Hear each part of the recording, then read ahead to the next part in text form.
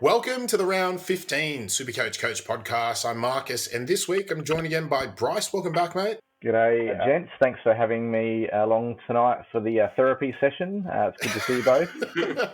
Yeah, we've got CJ who's joining us. First show of the season. He's featured over the years quite a few times, but first for the season. Welcome back, CJ. You're first for the season, CJ. It feels like we've been interacting all year, so it's surprising personally. Active on the Twitter messages, not so active on the actual podcast. It's good to have you on, mate.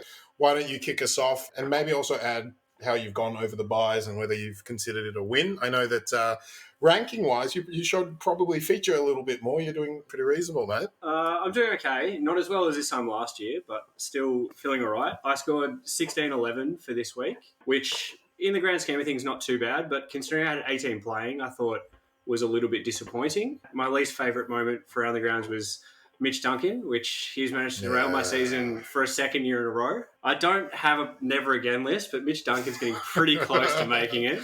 Traded him last week, so he scored me about 85 points over 2 weeks, and now requires a trade and lost me about 100k.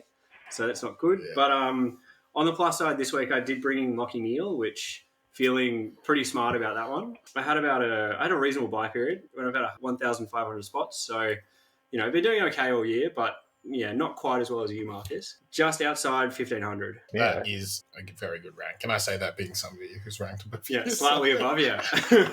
Bryce, how about you, mate? Did we have you on maybe the first round of the buys or something? It's a fair while ago now. I think it was well before buys around the showdown, I think, on with Dunny. Yeah, but, that's it.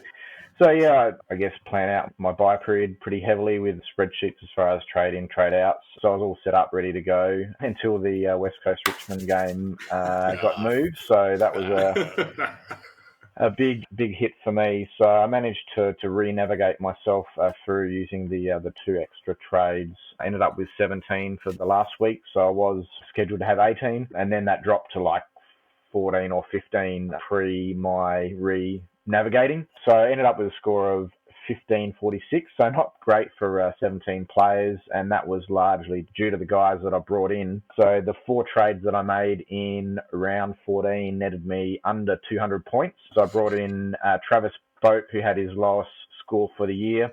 I basically had 960-ish to get 2 premiums, so I really had to scrape the barrel. I remember sending through a few combinations through to you guys to get your thoughts, and pretty close to going Boak and Green, which would have been a reasonable result with Green, but I just couldn't bring myself to get Green with the injury risk and the suspension risks, and so I brought in Robbie Gray instead, and he gets injured. Thought that I'd go for a safer pick there, and it was kind of leading up to his 250th game, so the emotions were running high. We're about to sit down and watch it with the family, and I asked my family, who should I trade in, Toby Green or Robbie Gray? And of course they're going to say Robbie Gray. So I'm like, oh yeah, let's have a bit of fun with it and go with a safer pick who's not going to get injured. So yeah, that one really hurts. But on the plus side, it meant that I had to keep Impey. So that's one person I'll probably have to keep through the forward line now because I have to trade out Gray and waste a trade, so I have to keep him throughout. So as far as my ranking pre-buys, I was sitting about 3K, ended up going out to 4.3K and then ended up at 3.8K at the end of the buy period. So not a terrible result. Always try to make a bit more ground through the buys, but I guess set up reasonably for the second half of the season. So hopefully can make it a little bit more of a push towards 1K by the end of the year. I think the lesson there is... Don't ask your family for SuperCoach advice. Yeah, and don't let the emotion get into... Anyway, we will be cheering you on that your next trade target. You and CJ don't get hit by more injuries. Can't afford anymore. Yeah. I scored 1689, so I top scored for the week. The round rank was 5,582.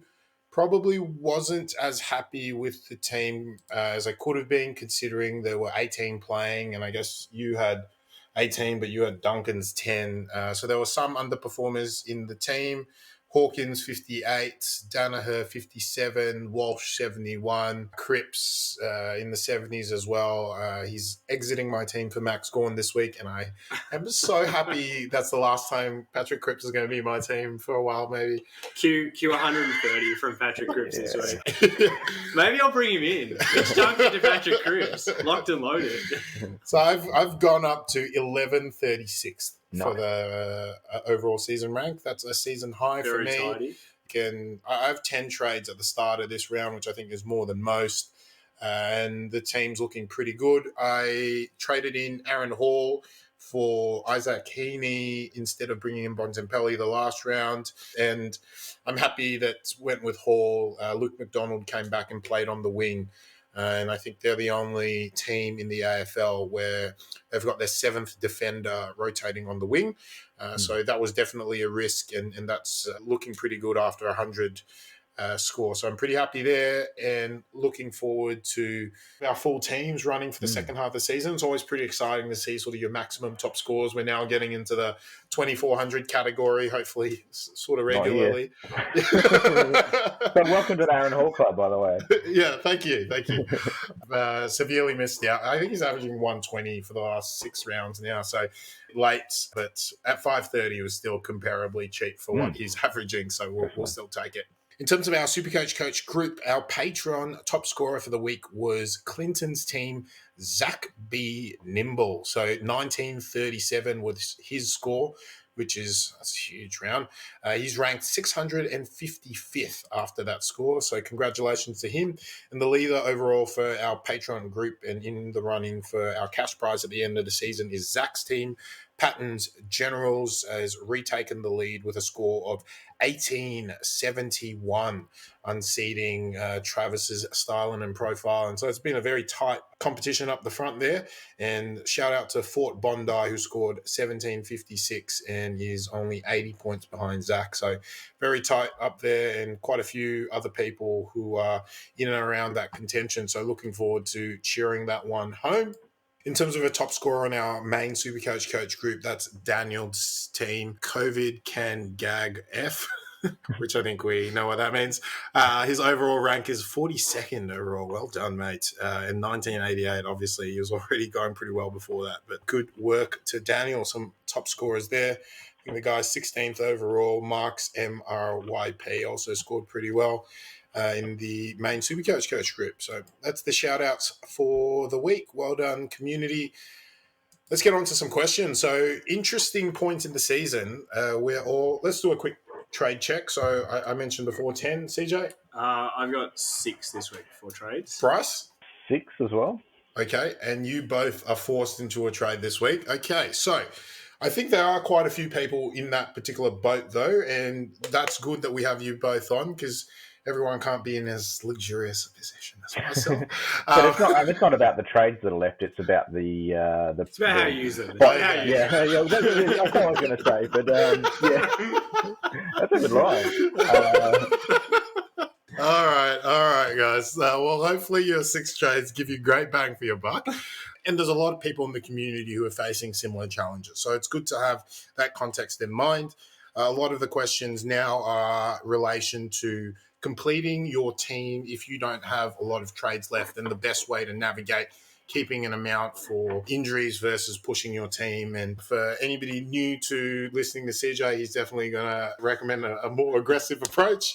We'll see how conservative you are, Bryce, in relation. But we'll start off with the question in the injury section. And this one's from Roland Chong on Facebook. He also has 6 trades left, and he needs to trade out Darcy Moore. So one of the unfortunate injuries this week. He's asking about a straight swap to Maynard, or should he be looking to burn a trade to get one of Mills and Lloyd? And I guess I want to pose you guys this question in relation to, Mitch Duncan, who's dropped to 485, and Robbie Gray, who is also a bit of a value selection prior to the injury, and how you're planning to navigate that. Are you looking for a straight swap and taking more of a risk on the player that you bring in? Or are you looking to take more of a risk on your trade situation, downgrade to afford yourself the ideal target? Bryce might kick off with yourself. So I guess I've always been planning to come out of the bye period, or at least a couple of weeks after, with a fully upgraded team with a certain number of long-term injury spare trades. And that number for me, the number that I felt comfortable with was 2. And that's probably a bit lower than previous years. I mean, ideally would like... So we've got 9 rounds left. I'd usually want about 4 for that 9-week period. This year seems a bit different. It seems like we haven't generated as much cash. We've been hit with a bunch of injuries, at least we have, mere mortals, myself and CJ. I thought you were going to balance me out with CJ, but we're fast and loose pretty quick here. All right. Oh, yeah, it's loose this year. It's the only way. So that's what I'm aiming for. 2 trades left. For my particular case, with 4 trades, I can trade both Robbie Gray and a rookie to get Lachie Neale through some DPP. And then with my next 2 trades, I can get Dangerfield. So they're my 2 targets to complete my side. I'm happy with those 2 targets. I reckon that they're going to be great picks on the run home. And I'm happy to run the gauntlet with 2 trades. Ideally, probably 3. I'm probably a bit riskier this year just due to the situation, but that's how I'm approaching it. If the situation put you to 1 spare trade, probably be taking the value option there. How are you looking, CJ, as far as number of trades remaining after being fully upgraded? He probably thinks 1 is fine. Hey, look, really what you don't want is to have no trades after you fully upgraded your team. But the only worst thing that is not having a fully upgraded team. That is true. So I think for me, I've got about 250K in the bank on top of my 6 trades, which really helps with that. I had actually planned everything out, so I'd be able to go a luxury upgrade of Impey to Dangerfield this week, and then next week I was able to bring in Grundy, who I traded out to finish my side. So having Duncan go out throws a bit of a spanner in the works there. For me, I'm still definitely tossing up whether I would rather do Mitch Duncan and a little bit of my kitty up to a decent midfielder. Probably not willing to spend up for Bontempelli. I think that's really going to come back to bite me, but there are some reasonable options in the 550 plus bracket. So I might look there, but I'm also thinking of just bringing in Patrick Dangerfield for Mitch Duncan this week. And then I will wait a couple of weeks and have a look at guys like Elliot Yeo and Scott Pendlebury and think about maybe bringing in one of those 2 to finish my midfield as a bit of a value option and let guys like Callum Coleman-Jones mature in value a little bit and kind of broach that gap. I think really when it comes to this time of the year, there's a big difference between playing a rookie on field this late versus early in the season, because all the good rookies are selected at the start of the year and generally have matured in cash and you've traded them out. Yeah. If you're playing a guy like Bramble on field or hoping for a James Madden, like there's a big difference. Even a Jai Newcomb. Yeah, what exactly. the hell happened there? Yeah, Lachie exactly. Jones, yeah. Like the rookie scores you're getting at this time of the year are going to be much closer to 40 than 60, and that 20-point difference is a really, really big trade-off. And I think there are a lot of people who are like, should I spend an extra trade and get the extra premium, or should I just take a compromised option? Sometimes I think taking the compromised option is probably better if it means you're not going to be fielding a rookie in that last spot. If it comes down to 2 low-end premiums or 1 ultra premium and 1 rookie, I'd take the 2 low-end premiums at this time of the year because the rookie scores are just absolute toilet. Depends on how compromised those options are, I think. So I guess looking across the different positions, defenders, mids and forwards, I feel like the compromise options in the forward line seem very speculative. So I found it really difficult to actually find someone around the price point that I wanted last week and ended up with Robbie Gray. Green was probably the right choice there, but I feel like there's pretty good options at cheaper prices in the other lines. So like the suggestion there, Maynard seems a pretty good option in the back line that could match close to one of the other 2s, and you use 1 less trade, which is going to be more valuable down the track. And then I think for the midfield, one of the players that I was looking at is Pendlebury this week. He's got a low break even. That's one that's in my consideration set still in the plans last week, but things have just all been thrown out the window now. I like the look of Neale personally for the price. If you can get up to him, I think he's a really good buy. He has a 4-week period through the SuperCoach finals where he plays all bottom sides. So if your league play, seems like a pretty good play, but also Brisbane Lions have a pretty good draw. So I'm attracted to him for a little bit extra cash over Pendlebury at this stage now. The other budget option in the back line that I quite like is Dan Houston. Had another pretty reasonable game. I think is still in the low 400, so not a bad option. Or if you really want to go budget, you could roll the dice on Nick Haynes. Had a couple of good scores recently. Looks to be getting his mojo back again, taking intercept marks. Was obviously a premium last year. Probably pretty risky. I would probably be trying to find a bit of extra cash and going to a guy like Houston, who I feel is a bit more reliable. But if you're really out of trades and out of cash, then I'd be much happier taking a guy like Nick Haynes if it means that you're not playing a rookie on field than trying to run the gauntlet of a Tom Highmore on field at FD6. I guess the only other point I'd make is the risk that comes with that compromise option when they bring an injury risk, because what could happen is you could bring them in, say like a Zach Williams last year was a little bit cheaper, and I'm sure there's plenty of examples this year. If you bring the guy in at a cheaper price and then you need to trade him out before the end of the season, well, you've used 2 trades there anyway, so you might be better off going for a more secure option with less injury risks and better scoring profile if you have the trades there to use. But yeah, we don't know how many we're going to need down the track, so it's a little bit difficult. You're making decisions under some future uncertainty. But yeah, I probably wouldn't at this stage bring in a compromise option that brings too much injury risk. But I think for the example here, which is in the question as far as Maynard, he seems like a pretty good compromise option that doesn't have too much injury risk. Yeah, definitely. I think I will challenge you a little bit on that, though. I think if you have to take an extra trade to get a guy who isn't an injury risk, you're guaranteed spending 2 trades on that upgrade. Whereas you can bring in a guy with injury risk, and there's a chance it only costs you 1 trade if the scoring potential is the same. And if he's going to go up in price, I guess you might get that. Yeah, I mean, it's a risky line, but yeah, often, a guy like Nick Haynes, his break-even's quite low. There is a good chance that I think when you're in a compromised position, you have to make speculative picks. And sometimes taking a guy with injury risk who is, 100k cheaper is probably better than burning a trade. I mean, as a general rule, I think what is a safe amount of trades is 1 trade to have left for every 2 rounds. So at this stage, you want 4 trades. Now, a lot of people are in situations where obviously they're making more extreme trade-offs. But in relation to Roland's question, I guess, he hasn't really told us how many premiums that he has left to upgrade. So if he's in the situation where he's fully upgraded, then more to Maynard, it still probably makes sense because Maynard potentially is a value selection. But if you had the ability to get to Mills and Lloyd and you have decent bench cover and you're fully upgraded elsewhere, actually going for an absolute top of the top end. I mean, Mills has played 65% centre bounce attendances this year. That's second most behind only Luke Parker. I really don't hate going the extra trade, going down to 4 left if you're completely fully upgraded elsewhere, especially considering their loose cannons going down to 2 trades. Yeah, I'd do that in a heartbeat, down to 4 trades. Yeah, so that's probably the way, and I guess to help people who are not in that exact situation, but to compute what that works out for you, you go 1 trade for every 2 rounds. How much does that leave you at left? And if you are in a negative territory, then a side swap is really all you can afford, and you're taking a risk on the player that you bring in. And if you have any more than that, then you can afford to go some of these higher up types. So that's probably where I'd go with that. Now, Josh Kelly's the other player that's been injured on the weekend, potentially. He's a bit sore in the ankle. It's a bit swollen, and apparently he is under a cloud for round 15, which is a pity considering the run that he's been over the last 7 to 8 weeks, especially since he's moved off the half-forward line with Whitfield returning to the team. Just want to bring him up from the point of view of it sounds like he's still a chance for this week. So even if he misses just 1, I think the equation is pretty simple with Kelly, and that's just hold on to him.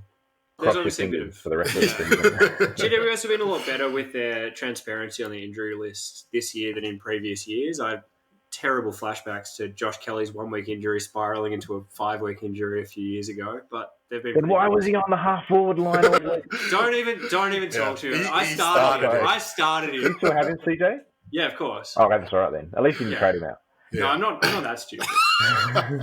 Yeah, before we offend too many listeners, let's go on to the rookies. Let's go on to the next question. Question here is from Chris Lunn, one of our patrons.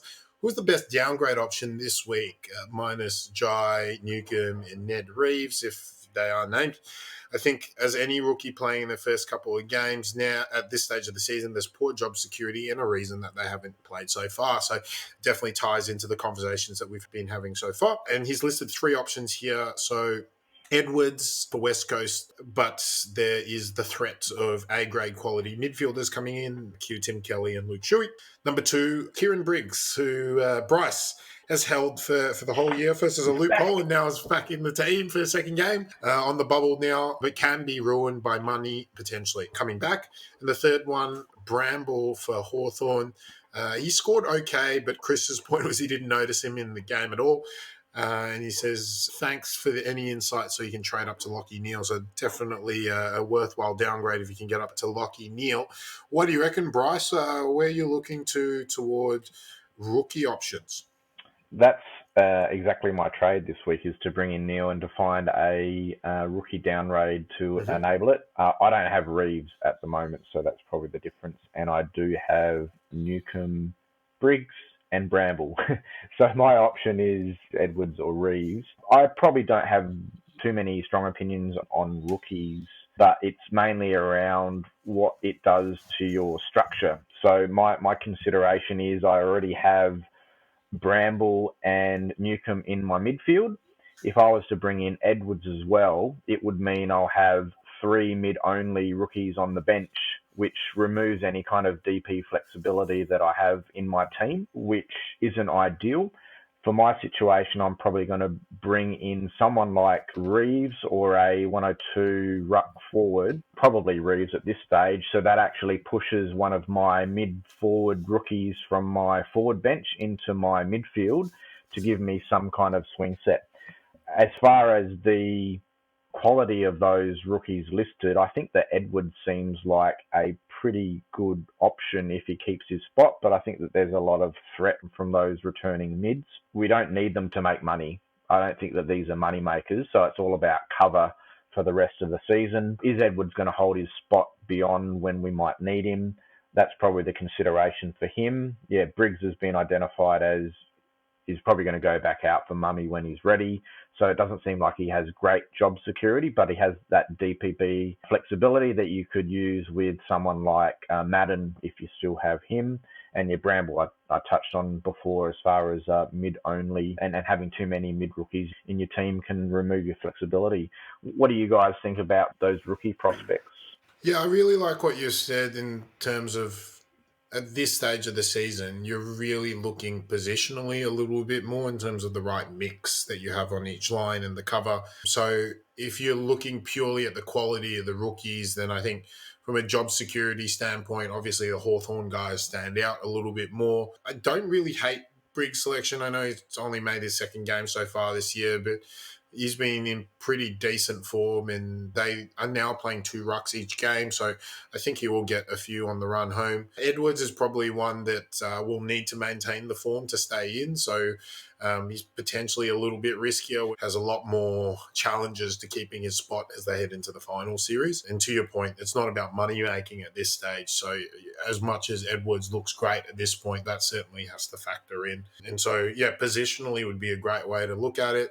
I'm personally deciding between either Edwards or Briggs this week. Briggs, for anyone with Madden, is obviously pretty tempting, and that's the situation I'm running with. It means that you only really need one of the two playing, and when you have cover for your premiums, you can pivot the two to hopefully get it in the right position. What do you reckon, CJ? I think for me, if Reeves is named, I think it's pretty easy Reeves trade. Obviously, this doesn't help you, Chris, but yeah, Reeves, if he's named, I think, he's got a reasonably good chance of getting games and provides cover on the line where you're least likely to have cover. I picked Bramble this week solely because I needed a body last week, and the difference for me between picking a 102k guy and a guy who's slightly more expensive, I was happy to take the punt on the guys 102k.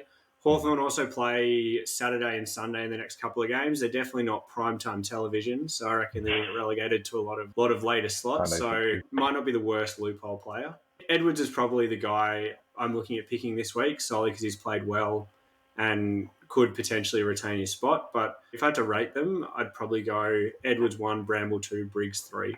If Durham from Essendon somehow makes it into the team this week, I think you'd also have to look at that pretty closely because he's a pretty DPP and draftee, and 102k. That's gotta love DPP 102k. All about that. Especially with Trent Bianco, he's at 170, so a lot of people aren't cashing him in. So if you have the flexibility of having Durham Bianco pivoting back and forth between your backline and with the interplay with Rory Laird, certainly a benefit there.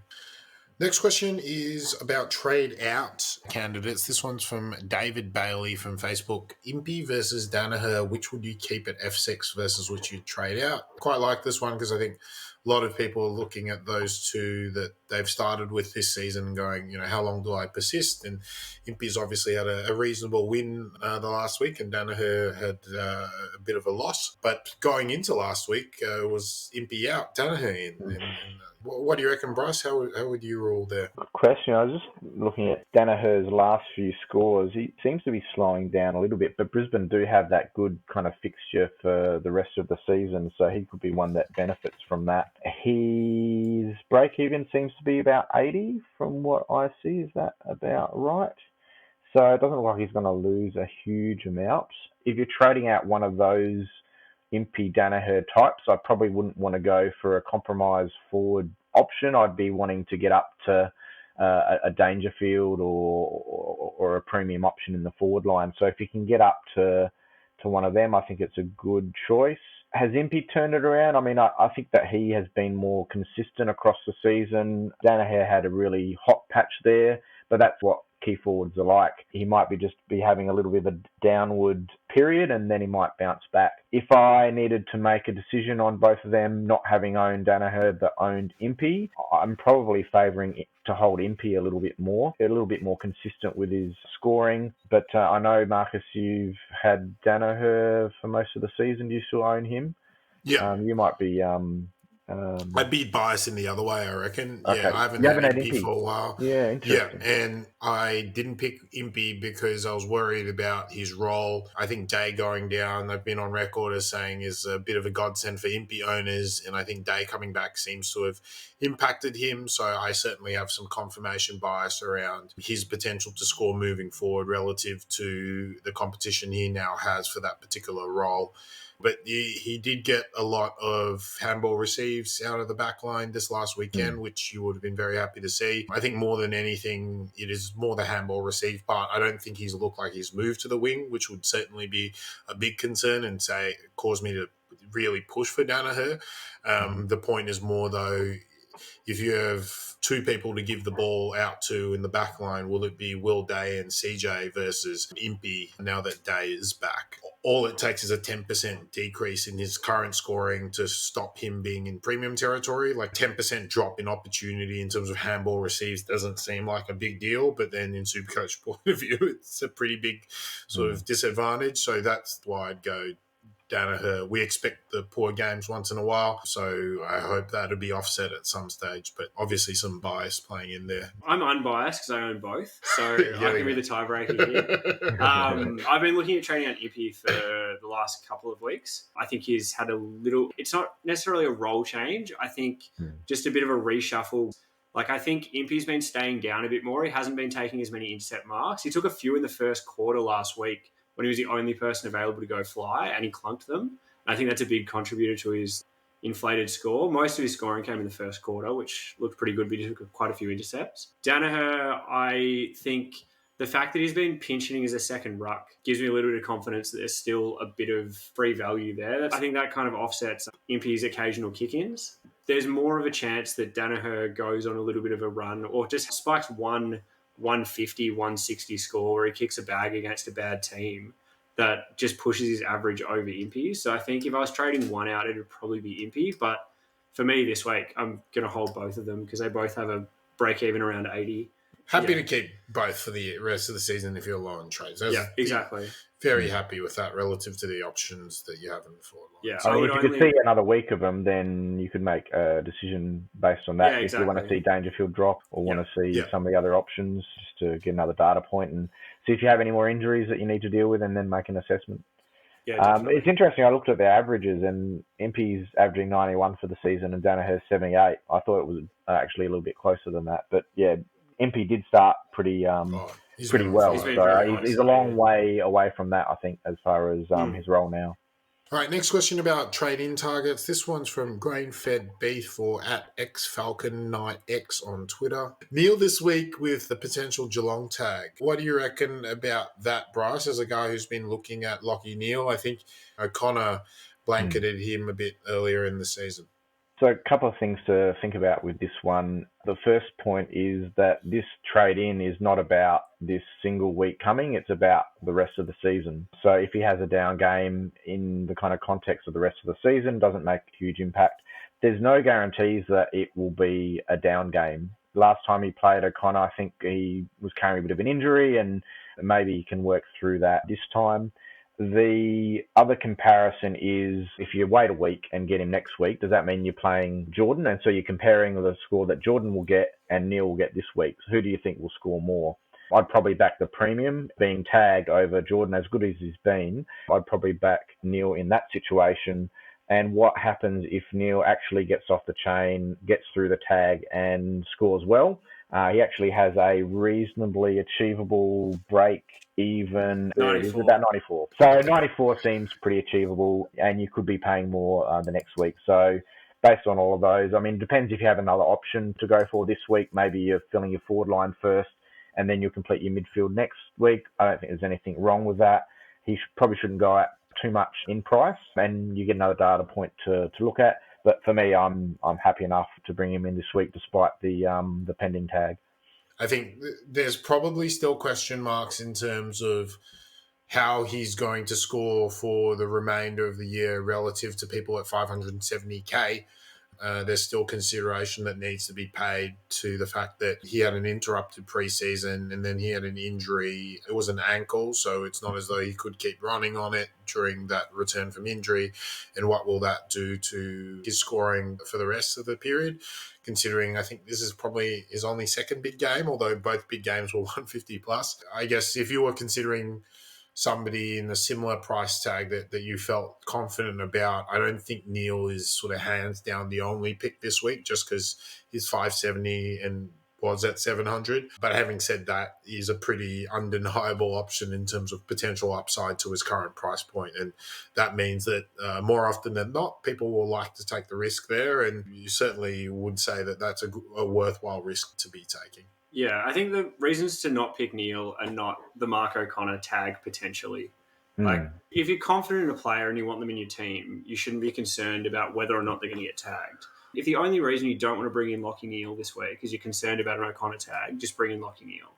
Yeah, I agree with that. Let's finish off with a captain's corner to wrap up the show. I'll kick us off. I quite like Max Gawn on the Saturday. And then I don't hate going back to Josh Kelly, back to the well as the captain against Hawthorn, but I think I'll probably just take the safe option of Jack Macrae against West Coast. So he'd probably gone into Macrae for me. If I had Bontempelli, it'd be gone into Bontempelli, but alas and alack. Yeah, I guess I'm probably interested in the Melbourne options again this week versus Essendon. So that seems like a pretty good matchup for both Gawn and Oliver. I've been a little bit underwhelmed with Gawn in recent weeks with the shared time with Jackson. Even though he has had a dominant matchup, he hasn't really scored tremendously well. I think he struggled against the Collingwood rookie ruck last good matchup he had. But he is Max Gawn. He's had a bit of a break, so maybe he comes out a bit refreshed against Essendon, so he could be a good option. Whatever option you pick is probably the wrong one. I do like the look of Jack Steele against Richmond on Friday night, so you could VC him into a backup of Oliver and Gawn. Thing we always say is Richmond give up points to midfielders. Rory Laird really stands out. It's unfortunate he plays the last game of the round. His projection is reasonably high on the SuperCoach Gold, and that's really off the back of his games against Carlton. Since 2015, 5 of his 7 games against them have been 120 plus, with 4 of those being 130 plus. 136, 198, 120, 138, 72, 130, 132. So he's scoring 130s against them, even playing on half back. Max Gawn against Essendon, against Draper is obviously a good one. His last 3, 121, 126, and 168. Tom Mitchell against GWS. His last 3, 101, 181, and 130. I just saw a nice little matchup come up. Might be a good backup option. Anyone playing Adelaide is a pretty good matchup, I can say, as a Crows supporter. So I'll be looking forward to seeing Sam Walsh running up against the Crows on a Sunday late game. So last one of the round if you want to save a captain's choice to that game. So I'll be cheering for 23 players in that game, I think. Very good. All right, it's been fantastic to have you both on. Really good to have you on for your first show, CJ. all the best for the next round. Coming out of the buys now with a more completed team, it's going to be very interesting to see what the top scores look like on the run home and how we can make a bit of a dent in our overall rank. So thank you, gents. Been a pleasure. We'll catch you next week. See ya. Ciao. See ya.